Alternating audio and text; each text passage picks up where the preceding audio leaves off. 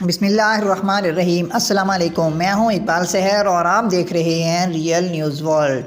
ناظرین، یوکرین کا روس پر پہلا فضائی حملہ، آئل ڈپو تباہ کر دیا۔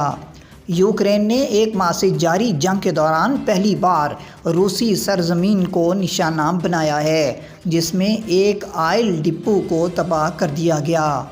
عالمی خبر رساں ادارے کے مطابق یوکرین کے 2 ہیلی کاپٹر نچلی پرواز کرتے ہوئے روسی شہر بیلگورید میں داخل ہوئے اور مختلف اہداف پر متعدد میزائل داغے۔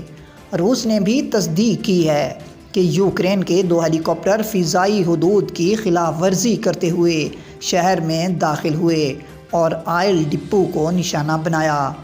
روس کے جس شہر کے آئل ڈپو کو نشانہ بنایا گیا وہ یوکرین کی سرحد سے محض 35 کلومیٹر کی دوری پر ہے۔ واضح رہے کہ 27 فروری سے شروع ہونے والی جنگ کے دوران یوکرین کی جانب سے روسی سرزمین پر کیا جانے والا یہ پہلا حملہ ہے۔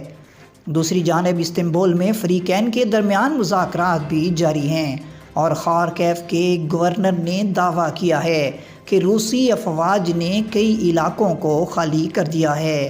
مزید اپڈیٹ کے لیے ہمارے ساتھ وابستہ رہیں۔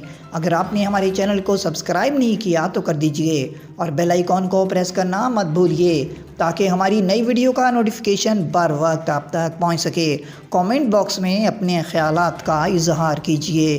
مجھے دیجئے اجازت۔ میں ہوں اقبال سحر اور آپ دیکھ رہے تھے ریئل نیوز ورلڈ۔ اسلام زندہ باد، پاکستان پائندہ باد۔